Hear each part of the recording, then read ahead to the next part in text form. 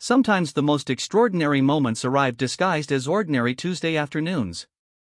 Margaret Chen had spent 43 Christmases in the same small apartment, watching the world celebrate through frost-covered windows while she sat surrounded by the echoing silence of solitude. She had perfected the art of invisibility, moving through her days like a ghost among the living, convinced that her story had already reached its quiet, unremarkable end. But fate has a peculiar sense of timing, and miracles often come wearing work boots and carrying toolboxes. What happens when a woman who has forgotten how to hope meets a man who makes magic out of kindness? What unfolds when two broken souls discover that the most beautiful gifts aren't wrapped in paper and tied with ribbons, but found in the courage to let someone see your scars? This is the story of how one unexpected knock on a door changed everything.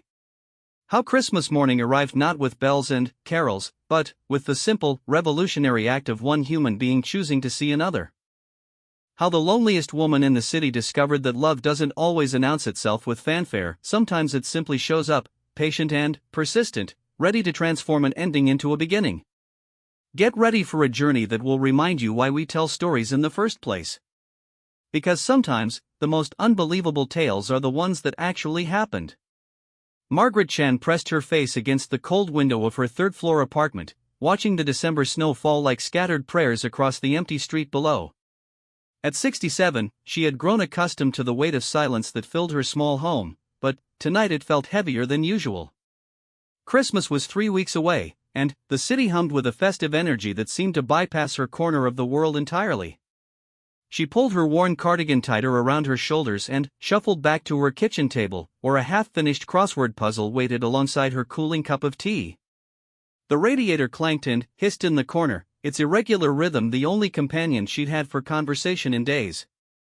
Margaret had lived in this same apartment for 43 years, watching neighbors come and go, families grow and scatter, while she remained like a forgotten piece of furniture that nobody quite knew how to dispose of. The building around her had changed dramatically over the decades. Young professionals now occupied most of the units, their lives a blur of morning coffees and late-night deliveries, faces illuminated by phone screens as they hurried past her door. Margaret remembered when Mrs. Rodriguez lived next door, always ready with a plate of homemade empanadas and stories about her grandchildren. But Mrs. Rodriguez had moved to Florida 5 years ago, and since then, Margaret's interactions with her neighbors had dwindled to polite nods in the hallway. Her phone sat silent on the counter, its screen dark and untouched for hours. Margaret's sister had called earlier that morning from Vancouver, their weekly check-in that always followed the same predictable script. How was her health? Was she eating enough? Did she need anything? The conversation lasted exactly 12 minutes, filled with pleasant platitudes and careful omissions. Neither woman mentioned that Margaret hadn't left her apartment in 6 days, or that Christmas would mark another year of celebrating alone. The truth was, Margaret had become an expert at disappearing while remaining visible. She ordered her groceries online, received her medications by mail, and conducted what little business she had through phone calls and computer screens. The modern world had made it remarkably easy to exist without truly living, and Margaret had embraced this digital isolation with the grateful relief of someone who had simply grown tired of trying. But tonight, something felt different. Perhaps it was the way the snow caught the streetlight, creating shadows that danced across her ceiling like memories of better times. Or maybe it was the faint sound of laughter drifting up from the street, where a group of college students walked home from some holiday party, their voices bright with the kind of joy that Margaret could barely remember feeling. She stood at her kitchen sink, washing the single plate and cup that represented her entire day's worth of dishes, when she heard footsteps in the hallway outside. Heavy work boots, moving with purpose rather than the hurried clip of her usual neighbors. The steps paused outside her door, and Margaret found herself holding her breath, waiting for them to continue down the hall. Instead, she heard the soft sound of something being set down, followed by those same deliberate footsteps moving away. Margaret waited 15 minutes before curiosity finally overcame her caution. She unlocked the 3 deadbolts that secured her apartment and opened the door just wide enough to peer into the hallway. On the floor in front of her threshold sat a small potted plant, its green leaves bright against the drab carpeting. A piece of paper was tucked beneath the pot, and Margaret's hands trembled slightly as she brought both items inside and locked the door behind her. The note was written in careful block letters on a piece of notebook paper. Thought you might like some company. These plants are pretty tough, just like the people in this building. From your neighbor in 3B. Margaret had never spoken to the person in 3B. She knew someone lived there because she occasionally heard the sound of tools and what might have been furniture being moved around, but she had never encountered them in person. The plant was a small succulent, its thick leaves arranged in perfect spirals, and it sat now on her kitchen table like a small green miracle. She read the note 3 more times, trying to decode some hidden meaning or obligation in the simple words. Was this an invitation to friendship? A gesture of pity? Margaret's social skills had atrophied from disuse, leaving her uncertain how to interpret even the most basic human kindness. She placed the plant on her windowsill where it could catch the morning light and tried to return to her crossword puzzle, but found herself glancing at it every few minutes as if it might disappear if she looked away too long. The next morning brought another surprise. Margaret woke to find a small bag hanging from her door handle, containing 3 oranges and another note. These looked especially good at the market yesterday. Hope you like oranges. 3B. The fruit was perfect, unblemished and fragrant, and Margaret held one to her nose, breathing in the bright citrus scent that reminded her of childhood Christmases when her mother would leave oranges in their stockings. Over the following days, the gifts continued to appear. Never anything elaborate or expensive, just small tokens that suggested someone was thinking about her. A packet of tea bags in a flavor she'd never tried. A small bar of lavender soap. A paperback mystery novel with a note that said, "Thought you might enjoy this one, the ending surprised me." Each gift came with a brief, friendly message signed simply 3B, and each one left Margaret feeling more confused and intrigued. She began timing her movements to try to catch a glimpse of her mysterious neighbor, but 3B seemed to operate on a different schedule entirely. Sometimes she heard the apartment door opening and closing in the early morning hours, other times late at night. The building's hallway camera had been broken for months, so there was no way to satisfy her growing curiosity about who was behind these unexpected gestures of kindness. Margaret found herself paying attention to details she had ignored for years. The sound of footsteps in the hallway now made her pause and listen, trying to distinguish between the quick tap of heels, the soft shuffle of sneakers, and the deliberate thud of those work boots she had come to associate with her mysterious benefactor. She started keeping her apartment tidier, just in case she happened to meet 3B in the hallway and needed to invite them in for tea. The 4th gift appeared on a particularly gray Thursday morning. Margaret opened her door to find a small wooden box sitting on her doormat, its surface smooth and carefully sanded. Inside, nestled in tissue paper, was a delicate glass ornament shaped like a snowflake, with a note that read, "Made this in my workshop. Thought it might brighten up your window." 3B.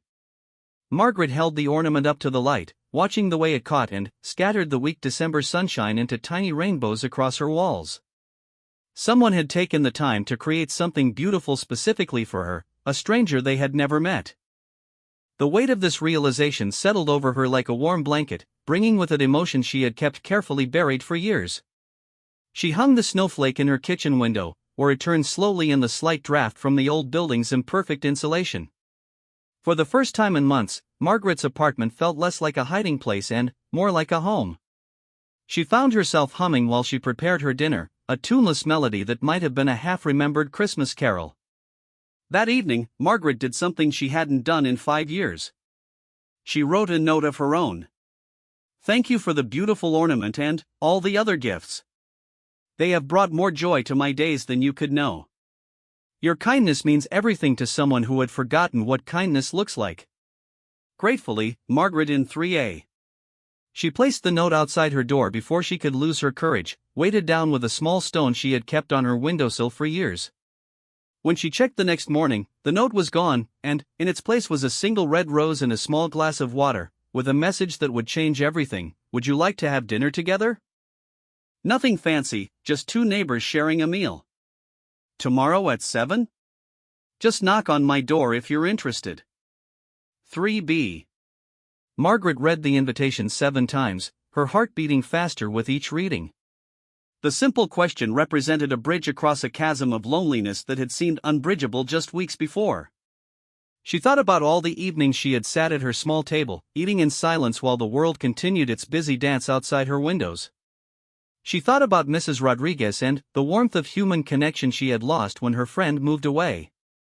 She thought about the plant thriving on her windowsill and the glass snowflake casting rainbow light across her kitchen. For the first time in years, Margaret Chen allowed herself to imagine that her story might not be over after all. That perhaps the best chapters were still waiting to be written, beginning with the simple act of knocking on a neighbor's door and saying yes to the possibility of human connection. The red rose sat on her kitchen table like a small red beacon, a signal that somewhere in the building, someone was waiting for her answer. Margaret touched the soft petals gently, marveling at their beauty and the courage it had taken someone to offer not just a gift, but an invitation into their life. Outside her window, the December snow continued to fall, but, for Margaret, winter was beginning to feel less like an ending and more like a preparation for something wonderful about to bloom. Margaret stood in front of her bedroom mirror for 20 minutes, trying on the 3 decent outfits she owned and feeling foolish for caring so much about her appearance. She hadn't dressed for another person in so long that the simple act of choosing clothes felt like learning a forgotten language. The navy blue sweater made her look washed out. The green blouse had a small stain she'd never noticed before. Finally, she settled on a simple gray cardigan over a white blouse, paired with her best dark slacks, and told herself that nervousness was perfectly normal after years of social hibernation. At exactly 7 o'clock, Margaret found herself standing outside apartment 3B, her hand raised to knock, her heart pounding so loudly she was certain the entire building could hear it. She had changed her mind 17 times in the past hour, but the red rose on her table had given her the courage she needed to take this leap into the unknown. Before she could lose her nerve completely, the door opened, revealing a man in his early 50s with kind brown eyes and calloused hands that spoke of a lifetime of honest work. He was shorter than Margaret had expected, with graying hair and smile lines that suggested he laughed often.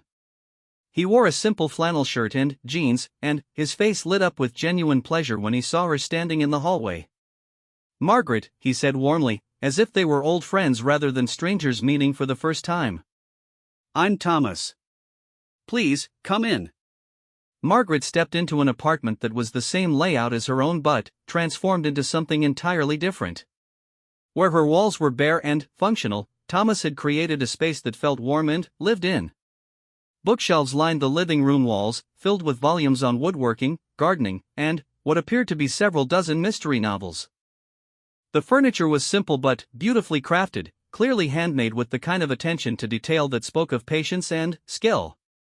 The smell of something delicious drifted from the kitchen, and Margaret realized she hadn't anticipated what hunger for good food and good company could feel like when they appeared together. Thomas noticed her taking in the space and smiled with the quiet pride of someone who had built something meaningful with his own hands.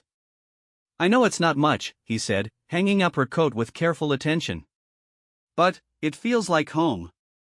I hope you like pasta. I'm not much of a cook, but I can make a decent marinara sauce." "It smells wonderful," Margaret replied, surprised by how easily the words came. "And your apartment is beautiful. Did you make the furniture yourself?" Thomas's eyes brightened at the question. "Most of it, yes. I have a small workshop in the basement. The building manager lets me use part of the storage area in exchange for handling maintenance issues around here. I've always been better with my hands than with words." He gestured toward a small dining table set for two, complete with cloth napkins and a simple centerpiece of pine branches and candles. The table was positioned near the window, where the city lights twinkled like earthbound stars, and Margaret felt a flutter of appreciation for the care Thomas had taken to make the evening special. As they settled into their seats, Margaret found herself studying Thomas's face, trying to reconcile the kind stranger across from her with the mysterious neighbor who had been quietly brightening her days for weeks. Up close, she could see the lines around his eyes that spoke of both laughter and sorrow, the slightly crooked nose that suggested an old injury, the gentle way he moved that indicated someone comfortable in his own skin. "I have to ask," Margaret said as Thomas served the pasta, "why did you start leaving gifts for me? We'd never even met." Thomas paused in his serving, considering his answer carefully. "I moved here about 8 months ago, after my wife passed away. Cancer." He said the word simply, without drama, but Margaret could hear the weight of grief that still clung to it. I was pretty lost for a while, barely leaving my apartment except for work. But I started noticing you in the hallway sometimes, and I recognized something in the way you moved. Like you were carrying something heavy too. Margaret felt her throat tighten with unexpected emotion. I'm sorry about your wife. Thank you. Her name was Linda. She would have liked you, I think. She always said the quietest people often have the most interesting stories. Thomas smiled, but Margaret could see the sadness that lived behind it. She used to make me promise that if anything happened to her, I wouldn't disappear into myself completely. Said the world needed whatever good I had to offer, even if it was just small kindnesses. The pasta was delicious, simple and perfectly seasoned, but Margaret found herself more nourished by the conversation than the food.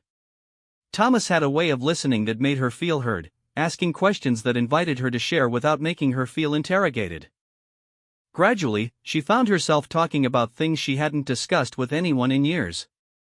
She told him about her career as a librarian, how she had loved connecting people with books that changed their lives, how retirement had felt like losing her purpose rather than gaining freedom. She mentioned her sister in Vancouver and the careful distance they maintained, born of a lifetime of being very different people who nonetheless cared for each other. She even found herself talking about the loneliness that had crept up on her so gradually she hadn't noticed how complete it had become until Thomas's first gift had reminded her what human connection felt like. I used to be different, Margaret said, surprising herself with the admission. More social, more confident. I had friends, went to book clubs and neighborhood gatherings. But somewhere along the way, I just started pulling back. First it was just skipping events I didn't really want to attend, then avoiding phone calls, then eventually avoiding everything. Before I knew it, I had built a life so small that I was the only person in it. Thomas nodded with understanding. Grief has a way of doing that, doesn't it? Even when we're not sure exactly what we're grieving. Sometimes it's the life we thought we'd have, or the person we used to be.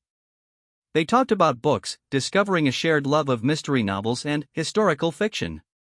Thomas recommended authors Margaret had never heard of, while she suggested classic mysteries he had somehow missed. They discussed the neighborhood and how it had changed, the small businesses that had come and gone, the way the city felt different than it had decades ago. As the evening progressed, Margaret found herself relaxing in a way she hadn't experienced in years. Thomas had a gift for making conversation feel effortless, never rushing to fill silences but allowing them to exist comfortably when they arose. He asked about her family, and she found herself telling him about her parents, who had died within 6 months of each other 15 years ago, leaving her feeling untethered in a way she had never quite recovered from. That's when the loneliness really started, Margaret realized as she spoke. I kept meaning to reach out, to make new connections, but somehow the days just kept passing and it never happened. And the longer I waited, the harder it became. I understand that completely, Thomas said. After Linda died, I moved here thinking a change of scenery would help. But I just carried the isolation with me. It wasn't until I started noticing you that I realized how similar our situations were. Two people living parallel lives of quiet solitude, just floors apart. The candles had burned low by the time they finished eating, casting dancing shadows across the pine branches. Margaret helped Thomas clear the dishes, and they worked together in his small kitchen with an ease that surprised them both. It felt natural, comfortable in a way that spoke of compatibility rather than just politeness. I make coffee that's barely drinkable, Thomas admitted as he loaded the dishwasher. But I have some excellent tea if you're interested in staying a bit longer. Margaret found herself nodding before she could overthink the decision. I'd like that very much. They settled on Thomas's couch with their tea, and Margaret noticed the way he had arranged his living space to maximize the view of the city lights. Books were stacked on every available surface, and she could see the care with which he had chosen each piece of furniture, each decorative element. This was the home of someone who appreciated beauty and craftsmanship, who took pleasure in small details. Tell me about your woodworking, Margaret said, gesturing toward a beautifully carved bowl on the coffee table. How did you learn to make such beautiful things? Thomas's face lit up with enthusiasm. My father taught me when I was young. He was a carpenter, said working with wood taught patience and respect for the materials you're given. I kept it up as a hobby through the years, but, after Linda got sick, it became a kind of meditation. Something about shaping something useful and beautiful from raw material helped me process everything I was feeling. He showed her several pieces he had made, including the wooden box that had held her glass ornament. Each piece demonstrated not just skill but real artistry, the kind of attention to detail that elevated craft into art. Margaret found herself running her fingers along the smooth surfaces, marveling at the way Thomas had coaxed such beauty from simple wood. "I've always admired people who can create things," Margaret said. "I spent my career helping people find other people's creations in books, but I never thought I had any artistic ability myself." "Everyone has something creative inside them," Thomas said gently. "Sometimes it just takes the right encouragement to find it." As the evening wound toward its end, neither of them seemed eager to break the spell of connection they had discovered. Margaret found herself sharing stories from her years as a librarian, tales of the regular patrons who had become like family, the children she had helped discover their love of reading, the satisfaction of matching the perfect book to the right person at exactly the right moment. "I miss that feeling of being useful," Margaret admitted. "Of having something to contribute to the world." "You're contributing right now," Thomas said simply. "You're here, you're sharing your stories, you're making this evening meaningful for me." Sometimes the most important contributions are the ones that happen between just two people. When Margaret finally looked at the clock, she was shocked to discover it was nearly midnight. The evening had passed in what felt like minutes, filled with the kind of easy conversation she had forgotten was possible. She felt reluctant to leave this warm, comfortable space and return to her own apartment, but she also felt energized in a way she hadn't experienced in years. "This has been wonderful," Margaret said as Thomas walked her to the door. "Thank you for inviting me, for all the gifts, for seeing me when I had made myself invisible." "Thank you for saying yes," Thomas replied. "And for reminding me that good things can still happen, even when we're not looking for them." Standing in the hallway outside Thomas's door, Margaret felt as if she were returning from a long journey to a familiar place that somehow looked entirely different. Her own apartment welcomed her back, but it no longer felt like a fortress against the world. It felt like a home base from which she might venture out again. The red rose still sat on her kitchen table, but now it was joined by the memory of an evening filled with laughter, good food, and the rediscovery of what it felt like to be seen and appreciated for who she was. Margaret prepared for bed with a lightness in her step that she hadn't felt in years, already looking forward to whatever tomorrow might bring. For the first time in longer than she could remember, Margaret Chen fell asleep with a smile on her face, dreaming not of the past but of possibilities yet to come. The morning after their dinner, Margaret woke with the strange sensation that the world had shifted slightly on its axis overnight. Sunlight streamed through her kitchen window differently somehow, illuminating dust motes that danced like tiny celebrations in the air. The succulent plant Thomas had given her seemed greener, more vibrant, and the glass ornament caught the light and scattered rainbows across her walls with renewed brilliance. She made her morning tea with more care than usual, selecting her favorite cup and taking time to appreciate the steam rising from the amber liquid. For the first time in months, Margaret felt genuinely hungry for breakfast, and she found herself humming as she prepared toast and jam, the same tuneless melody that had emerged the night before. A soft knock at her door interrupted her morning routine, and Margaret's heart gave a small leap of anticipation. She opened the door to find Thomas standing in the hallway, holding a small paper bag and wearing the kind of sheepish smile that suggested he was second-guessing himself. "I hope I'm not bothering you," he said. "I was heading out to get some groceries and wondered if you might like to come along. I know a great little market a few blocks away, nothing fancy, but they have excellent coffee and the owner makes these amazing cinnamon rolls." The invitation hung in the air between them like a bridge waiting to be crossed. Margaret realized she hadn't been grocery shopping in person for over 2 years, relying entirely on delivery services to maintain her isolation. The thought of walking through a market, of choosing her own produce and interacting with shop owners, felt both thrilling and terrifying. "I'd love to," she heard herself saying, surprising them both. "Just give me a few minutes to get ready." Margaret changed clothes twice, settled on a warm coat she hadn't worn in ages, and checked her appearance in the mirror more times than she cared to admit. When she emerged from her apartment, Thomas was waiting patiently in the hallway, and together they walked toward the elevator like two people embarking on a grand adventure rather than a simple trip to buy groceries. The December morning was crisp and bright, with the kind of clear blue sky that made this city look like a postcard of itself. Margaret felt the cold air fill her lungs and realized how long it had been since she had breathed deeply, really deeply, instead of the shallow breaths of someone hiding in small spaces. The sidewalks were busy with morning commuters and dog walkers, and Margaret found herself noticing details she had forgotten to appreciate: the way people's breath created small clouds in the cold air, the sound of children's laughter from a nearby playground, the warm yellow light spilling from shop windows. Thomas walked at a comfortable pace beside her, occasionally pointing out interesting architectural details or sharing brief stories about the neighborhood. He had clearly spent time exploring the area since moving here, and his enthusiasm for the small discoveries of daily life was infectious. Margaret found herself seeing familiar streets through his eyes, noticing things that had become invisible through years of routine. The market Thomas had mentioned turned out to be a charming family-owned business tucked between a bookstore and a vintage clothing shop. The windows were steamed with warmth, and the smell of fresh bread and coffee beans greeted them as they stepped inside. Margaret was immediately struck by the organized chaos of the space: wooden crates overflowing with colorful produce, shelves lined with jars of honey and preserves, the cheerful chatter of customers discussing recipes and meal plans. "Thomas," called a woman from behind the counter, her voice warm with genuine pleasure. "Good to see you. And you've brought a friend." Margaret felt a flutter of anxiety at being noticed, but Thomas's easy response helped her relax.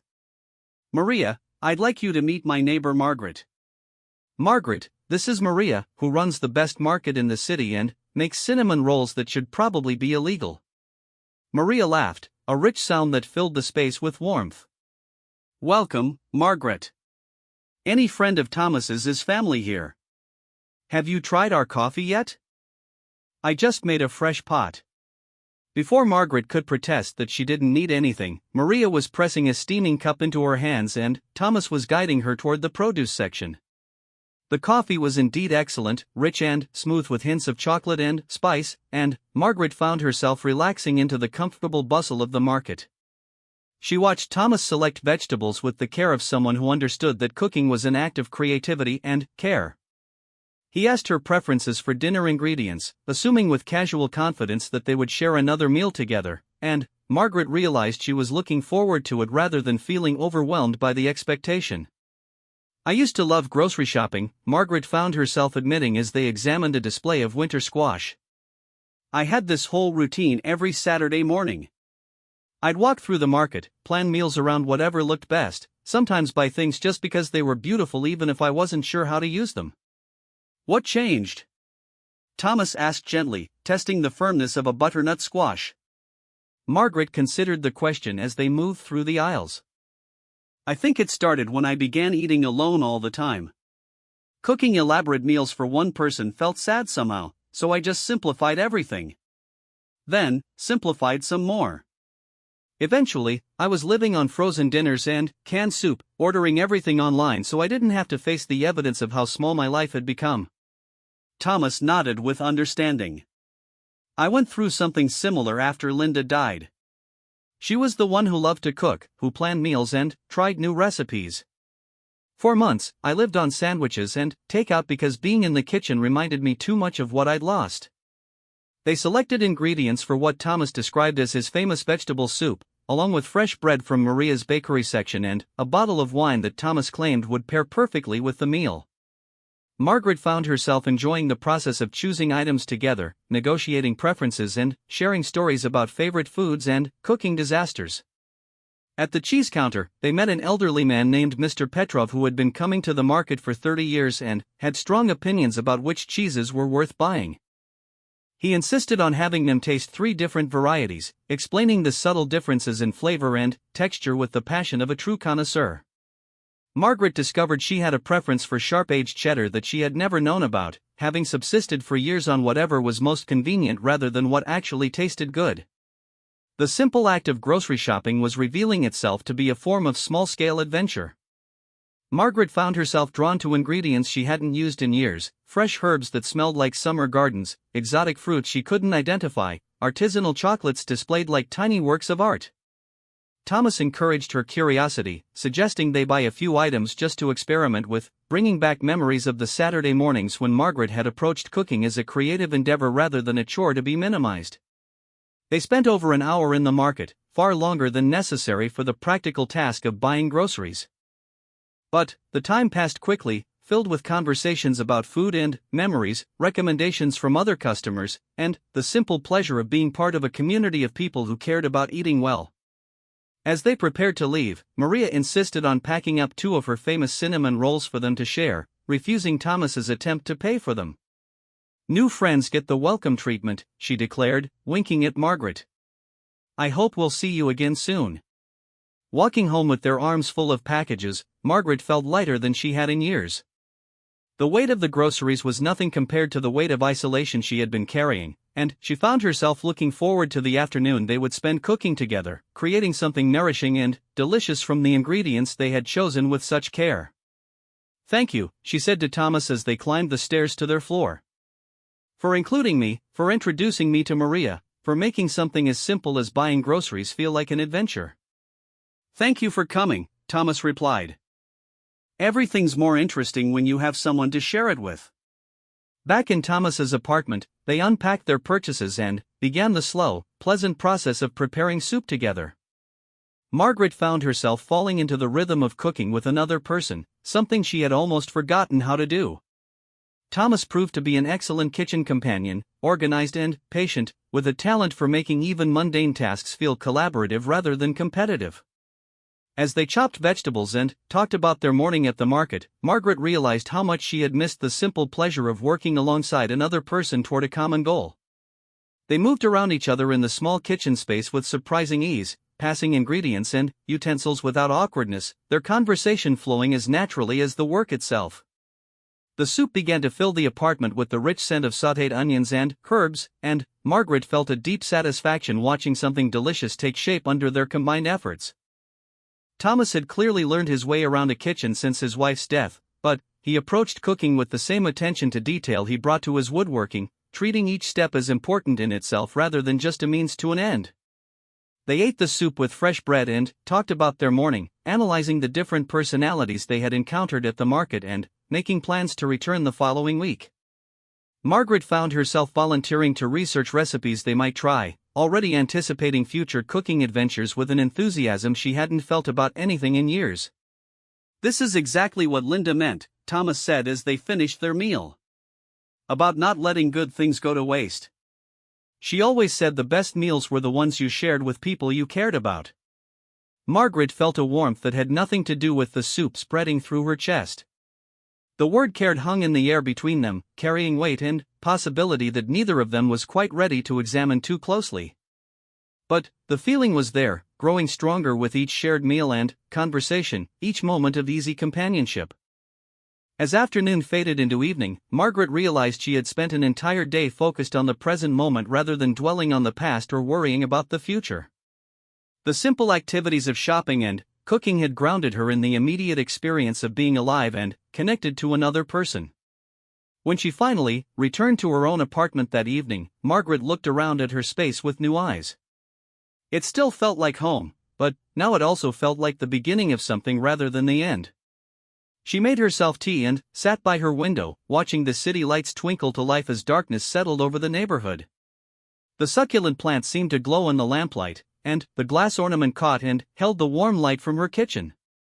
For the first time in years, Margaret Chen allowed herself to believe that her story was far from over, that the best chapters might still be waiting to be written in the company of someone who saw her not as a lonely old woman, but as a person worthy of friendship, attention, and care.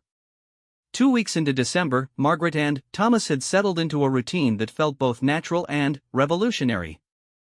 Every morning brought a gentle knock on Margaret's door, followed by Thomas's cheerful voice asking if she'd like to join him for coffee or a walk or whatever small adventure he had planned for the day. Margaret found herself saying yes more often than not, surprised by her own willingness to step outside the carefully constructed boundaries of her solitary life. Today's adventure was something Thomas had mentioned in passing several times, a visit to his workshop in the basement. Margaret had been curious about the space where he created his beautiful wooden pieces, but she had also felt shy about asking to see it. When Thomas finally invited her directly, her excitement outweighed her nervousness. The basement workshop was a revelation. What had once been a dingy storage area had been transformed into a craftsman's paradise, filled with tools Margaret couldn't identify and wood in various stages of completion. The air smelled of sawdust and linseed oil, a rich combination that spoke of creativity and patient work. Workbenches lined the walls, each organized with the precision of someone who understood that good work required good tools properly maintained. "This is incredible," Margaret said, running her fingers along a partially completed rocking chair that sat in the center of the space. "You built all this yourself?" Thomas nodded, his face glowing with pride. "It took months to get it set up properly. The building manager was skeptical at first, but I convinced him that having a handyman on site would be worth the space rental. Now I fix everything from leaky faucets to broken cabinet doors, and, in exchange, I get to pursue my real passion down here." Margaret moved through the space slowly, examining the various projects in different stages of completion.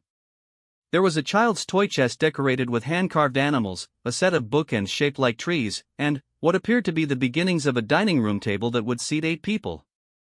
Each piece demonstrated not just technical skill but real artistry, the kind of attention to detail that elevated functional objects into works of beauty. "Linda always said I should take my woodworking more seriously," Thomas said, watching Margaret explore. "She wanted me to start selling pieces, maybe even teaching classes. I always thought it was just a hobby, but spending time down here these past months has made me realize she might have been right." Margaret paused beside a completed jewelry box, its surface inlaid with different types of wood in a pattern that reminded her of autumn leaves. "Thomas, this is museum-quality work. Linda was absolutely right. Have you considered approaching local galleries or craft fairs?" Thomas looked surprised by her enthusiasm. "You really think it's good enough for that?" "I think it's extraordinary," Margaret said honestly. "I spent 40 years helping people find books, and I developed a pretty good eye for quality in the process. This is the kind of craftsmanship people search for and rarely find." Something shifted in Thomas's expression, a spark of possibility that hadn't been there before. Margaret realized she had given him something precious, the external validation of his talent from someone whose opinion he had come to value. The idea thrilled her, the discovery that she could contribute something meaningful to his life beyond just accepting his kindness. "Would you like to try making something?" Thomas asked suddenly. "Nothing complicated, just a simple project to get the feel for working with wood." Margaret felt a flutter of anxiety mixed with excitement. "I've never made anything with my hands before.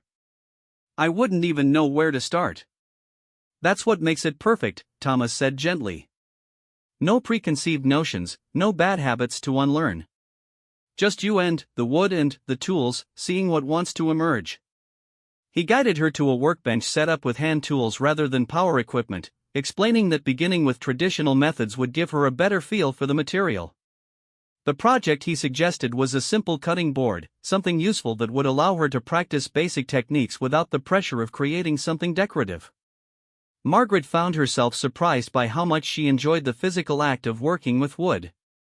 Thomas proved to be an excellent teacher, patient and encouraging, showing her how to feel the grain of the wood and work with it rather than against it. Her first attempts were clumsy, and she worried about ruining the beautiful piece of maple Thomas had chosen for her, but gradually she began to understand the rhythm of the work. "The wood wants to be shaped," Thomas explained as he guided her hands through the motion of using a hand plane. "Your job is to listen to what it's telling you and help it become what it's meant to be." The philosophy behind the craft resonated with Margaret in a way she hadn't expected. There was something meditative about the repetitive motions, the gradual transformation of rough wood into something smooth and useful. She found herself losing track of time, focused entirely on the immediate task of creating something beautiful and functional with her own hands. As they worked side by side, their conversation ranged over topics they had never explored before. Thomas told her about his childhood in rural Pennsylvania, where his father had taught him not just woodworking but a respect for craftsmanship and quality that had shaped his entire approach to life. Margaret shared stories about her parents, her mother who had been an accomplished seamstress and her father who had built most of their furniture during the early years of their marriage. "I think I inherited my mother's appreciation for beautiful things," Margaret said as she carefully sanded her cutting board. "But I never thought I had any ability to create them myself." "Appreciation is the first step," Thomas replied. "You can't make beautiful things if you don't recognize beauty when you see it." They worked together for several hours, and Margaret was amazed by the transformation taking place under her hands. The rough piece of wood was becoming something smooth and elegant, with a grain pattern that emerged like a hidden treasure as she sanded away the surface imperfections. Thomas showed her how to apply oil to bring out the natural beauty of the wood, and Margaret felt a surge of pride watching the golden tones deepen and glow. "I made this," she said wonderingly, holding up the completed cutting board. "I actually made something beautiful." Thomas beamed at her excitement. "You're a natural. Look at how you shaped the edges, how you brought out that grain pattern. That's not beginner's luck, that's real talent." Margaret felt a sense of accomplishment she hadn't experienced in years. The cutting board was simple, but it was hers, created by her own hands under the guidance of someone who had become increasingly important to her. She could already imagine using it in her kitchen, preparing meals that she would share with Thomas or perhaps even other friends she might make as she continued to emerge from her isolation. As they cleaned up the workshop, Margaret found herself already planning her next project. Thomas suggested a simple wooden box, something that would teach her new techniques while creating something both beautiful and useful. The prospect thrilled her, the idea of developing a new skill alongside someone who could appreciate both the process and the result. "Thank you for sharing this with me," Margaret said as they climbed the stairs back to their apartments. "I feel like I discovered something about myself today that I never knew existed." "Thank you for being such an eager student," Thomas replied. "It's been years since I've taught anyone, and I'd forgotten how rewarding it can be to watch someone discover their own capabilities."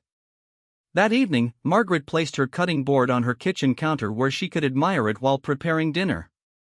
The simple wooden rectangle represented so much more than a functional kitchen tool. It was proof that she could still learn, still grow, still create something meaningful with her own hands. It was evidence that the person she had become over years of isolation wasn't her final self, that there were still discoveries to be made and skills to be developed. She called her sister in Vancouver that night, something she hadn't done in months outside of their weekly scheduled conversation. Margaret found herself describing the cutting board project with enthusiasm, talking about Thomas and the workshop and the discovery that she had a talent for working with wood. Her sister's surprise was evident, but so was her pleasure at hearing Margaret sound animated and engaged with life. "You sound different," her sister said. "Happier. More like the Margaret I remember from years ago." The observation stayed with Margaret after she hung up the phone. She looked at herself in the bathroom mirror that night and saw what her sister had heard in her voice. There was a light in her eyes that hadn't been there for years, a sense of anticipation and possibility that transformed her entire appearance. She was still the same person, but she was becoming a fuller version of herself, someone who created things and shared meals and looked forward to tomorrow's adventures. In the weeks that followed, Margaret threw herself into learning woodworking with the same intensity she had once brought to her career as a librarian. Thomas proved to be endlessly patient as a teacher, and Margaret discovered she had not just talent but real passion for the craft. Her second project, the wooden box Thomas had suggested, took her nearly a week to complete, but the result was something she was genuinely proud of. More importantly, the hours she spent in Thomas's workshop became the foundation for conversations and discoveries that deepened their friendship into something richer and more complex. They talked about Linda, and Margaret found herself sharing memories of her parents and the friends she had lost touch with over the years. They discussed dreams they had abandoned and goals they still hoped to achieve, finding in each other not just companionship but genuine understanding. Thomas began talking about the possibility of taking his woodworking more seriously, perhaps renting booth space at local craft fairs or approaching galleries about showing his pieces. Margaret encouraged these plans enthusiastically, offering to help with the business aspects that intimidated him. She had skills from her years managing library programs that translated well to event planning and marketing, and she found herself excited about the prospect of helping Thomas share his talent with a wider audience. As Christmas approached, Margaret realized that her life had been completely transformed in the space of just a few weeks. Where once she had dreaded the holiday season as a reminder of her isolation, she now found herself looking forward to celebrating with Thomas.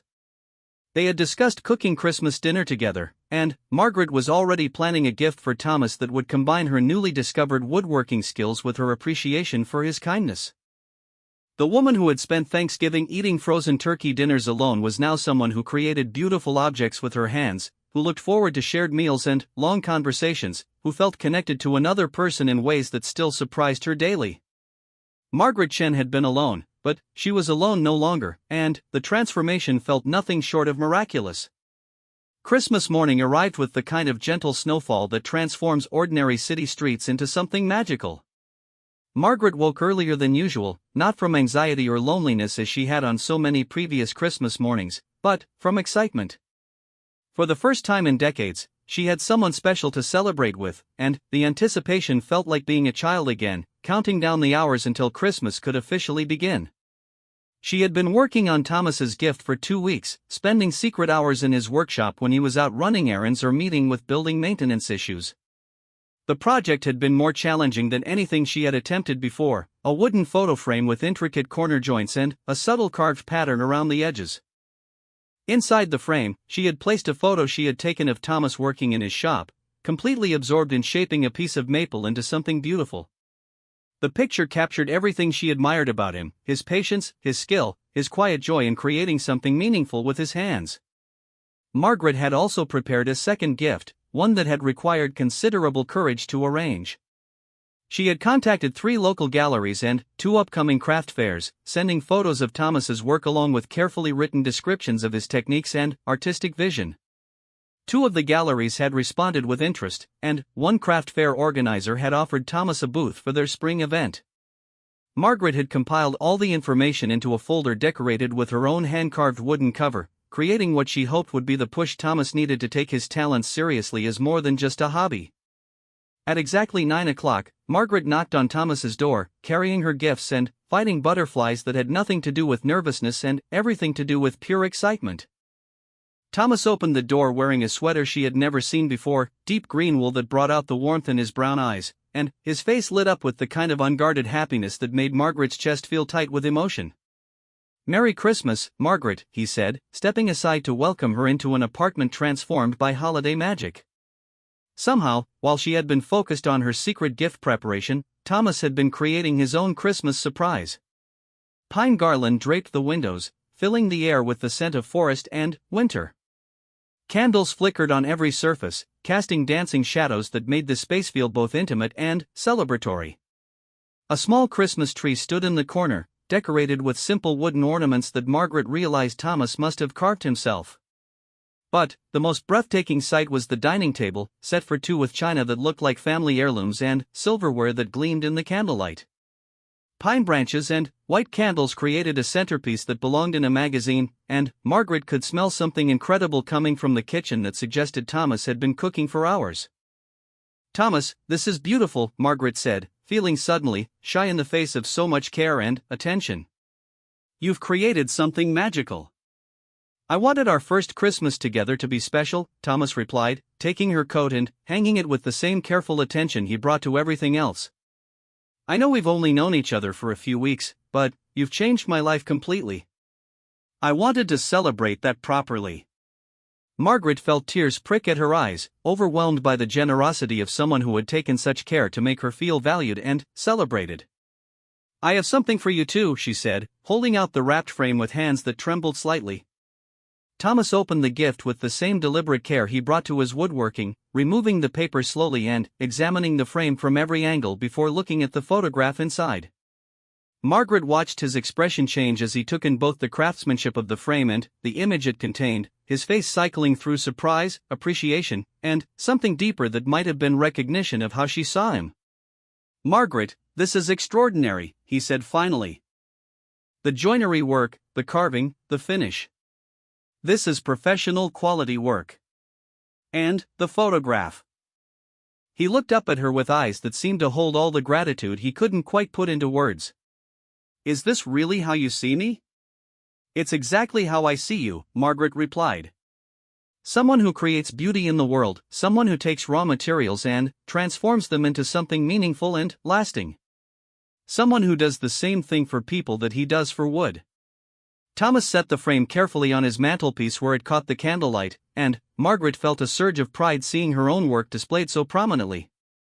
But her real gift was still to come, and she handed him the folder with its hand-carved cover and held her breath as he opened it. She watched his expression change as he read through the gallery letters and craft fair information, his eyes growing wider with each page. When he reached the folder's final contents, a business plan Margaret had drafted for Thomas Chen Woodworking, she had been surprised to discover they shared the same last name, though they weren't related. He looked up at her with an expression of amazement that was worth all the hours she had spent on research and preparation. "You did all this?" he asked, his voice quiet with emotion. "You contacted galleries, you researched craft fairs, you wrote a business plan? You have a gift that deserves to be shared with the world," Margaret said simply. "I just provided some information to help you share it. The talent, the vision, the years of developing your skills, that's all you." Thomas stood up from the table and crossed to where Margaret sat, taking her hands in his calloused ones. "No one has ever believed in me like this before. Even Linda, much as I loved her, thought my woodworking was just a nice hobby. You see something in my work that I'm only beginning to see myself. I see someone who creates beauty and meaning in the world," Margaret replied. "And I see someone who helped a lonely woman remember what it feels like to be part of something larger than herself." Thomas squeezed her hands gently, and Margaret realized that somewhere in the past few weeks, friendship had been transforming into something deeper and more complex. They were two people who had found in each other not just companionship but recognition, understanding, and the kind of mutual appreciation that forms the foundation of lasting love. "I have something for you too," Thomas said, releasing her hands and moving to retrieve a package from beneath the small Christmas tree. "Two things, actually." The first gift was a wooden jewelry box, similar to the one Margaret had admired in his workshop but clearly created specifically for her. Her initials were inlaid in darker wood on the lid, and when she opened it, she found that Thomas had lined it with deep blue velvet that exactly matched her favorite sweater. The craftsmanship was flawless, every joint perfect, every surface smooth as silk. "Thomas, it's gorgeous," Margaret said, running her fingers over the satiny wood. "I've never owned anything so beautiful." "Open the small compartment in the back," Thomas said quietly. Margaret found the hidden drawer and gasped when she saw what lay inside, a delicate wooden pendant shaped like a leaf, suspended on a simple gold chain. The pendant was carved from the same maple she had used for her first cutting board, and Margaret realized that Thomas had saved a piece of wood from her very first woodworking project to create something she could wear close to her heart. "You made this from my cutting board wood," she said wonderingly. "I wanted you to have something that represented the beginning of your new journey," Thomas said. "The moment you discovered that you could create beautiful things with your own hands." But it was the second gift that completely overwhelmed her. Thomas handed her an envelope, and inside Margaret found a registration form for a woodworking class at the local community college, along with a note that read, "For someone who has discovered her artistic soul and deserves every opportunity to develop it further. Your friend and fellow craftsperson, Thomas." Margaret felt tears spilling down her cheeks as she realized the magnitude of what Thomas was offering her. Not just the class itself, but recognition of her talent, investment in her future growth, and faith that she would continue developing as an artist and craftsperson. He was giving her permission to see herself as someone with creative gifts worth nurturing, someone with potential still waiting to be explored. "I don't know what to say," Margaret managed through her tears. "This is the most thoughtful gift anyone has ever given me." "Say you'll take the class," Thomas replied gently. "Say you'll keep learning and growing and creating beautiful things. Say you'll let me continue to be part of your journey." Margaret nodded, unable to speak around the emotion in her throat. She had begun this Christmas morning as a woman who would learn to hope again, and now she was someone with a future she could barely wait to explore, someone with talents to develop and gifts to share with the world. They spent Christmas Day cooking together, creating a feast that honored both their growing skills and their appreciation for each other's company. The meal itself was less important than the easy collaboration they had developed, the way they moved around the kitchen with increasing comfort and familiarity, the conversations that ranged from practical to philosophical to deeply personal.